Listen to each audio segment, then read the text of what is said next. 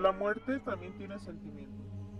Clarita, como de cariño le decía a su madre, era una niña de 7 años.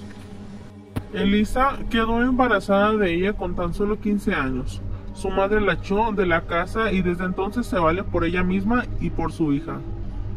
Pero Elisa por su edad no conseguía un buen trabajo que le ayudara a sobrevivir junto con su hija. Había días que les tocaba dormir en la calle, pues el dinero no alcanzaba para pagar la renta. Otros días Elisa pasaba días sin comer, para que su hija no le faltara la leche. Clarita, desde que era una bebé, su comportamiento era extraño. Elisa miraba cómo sonreía, sola y jugaba como si alguien estuviera ahí con ella. Al principio no le dio importancia, porque ella había oído que los bebés miraban ángeles.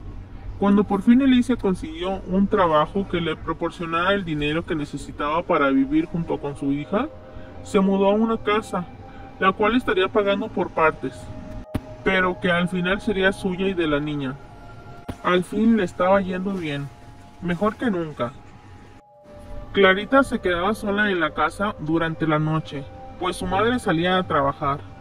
Elisa jamás le había contado a su hija a qué se dedicaba, o por qué tenía que salir en las noches. Era demasiado vergonzoso para ella y una niña tan pequeña como Clarita no debía de conocer las degradaciones del ser humano.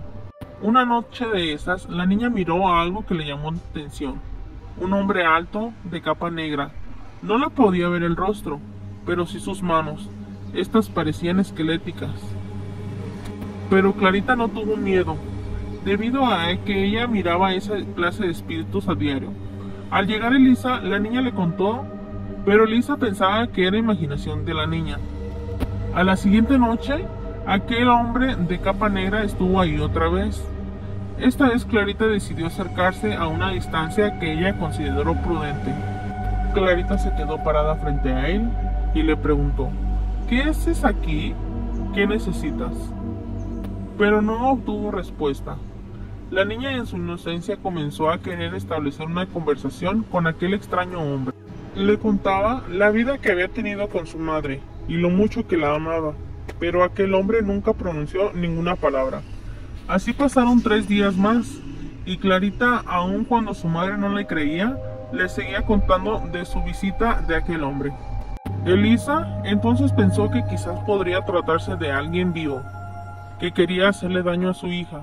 Sintió temor por ella, así que una noche se quedó con su hija para saber qué es lo que era lo que ocurría. Al caer la noche, Elisa salió de casa como si en realidad fuera a su trabajo. Se quedó en una esquina del patio, escondida, esperando que aquel hombre del que su hija hablaba apareciera. Pasó 1 hora y nada ocurría. En eso miró a Clarita por la ventana.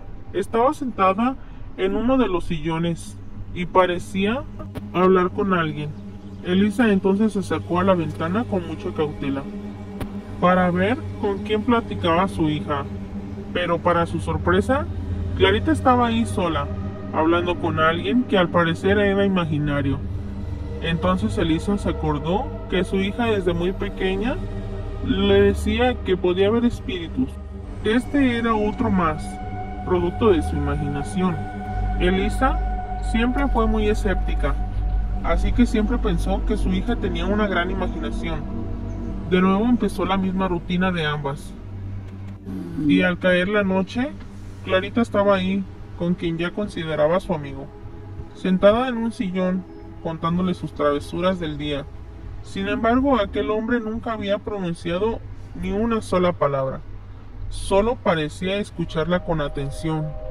Hasta que un día aquel hombre misterioso abrió la boca y le dijo: Clarita, he oído tus anécdotas, tus travesuras y lo mucho que has sufrido junto con tu madre.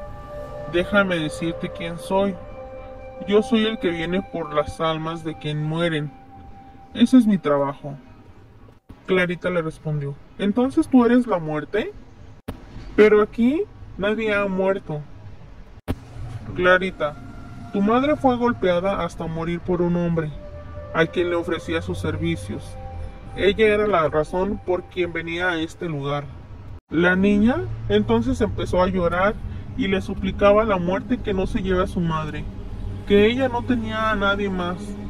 La muerte entonces se entristeció al ver a la niña en su angustia y desesperación, al saber que su madre se había marchado. Entonces, estos últimos días en los que estaba con ella, ¿ya no estaba viva? Así es, Clarita. Desde el primer momento en que vine a visitarte, aunque tú podrás verla como espíritu.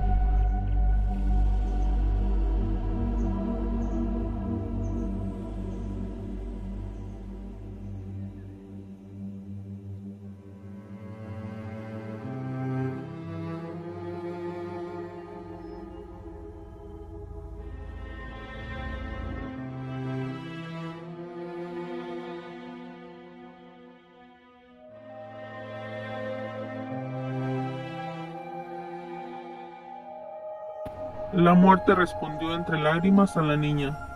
He disfrutado tu compañía todos estos días y eres una buena niña. Desde ahora ya no estarás sola. Elisa y Clarita sufrieron mucho en vida, pero al final su unión fue eterna.